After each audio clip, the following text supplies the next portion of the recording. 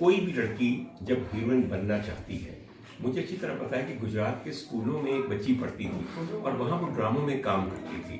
और ड्रामों में सिर्फ लड़की तब काम करती है या शीशे में देख अदाकारी तब करती है जब वो किसी हीरोइन को आइडलाइज करती है, यानी कि वो किसी न किसी हीरोइन को पसंद करती है कि मैं भी एक दिन ऐसे बनूंगी, इस तरह अदा दिखाऊंगी, इस तरह बोलूंगी।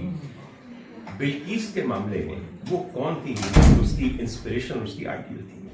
जी, उस वक्त मैंने हीरोइन बनने से पहले 10 फिल्में देखी थी जो मैं रोजाना रात को याद करके सोती थी। उसमें 4 या 5 फिल्में मैडम नीलो की थी।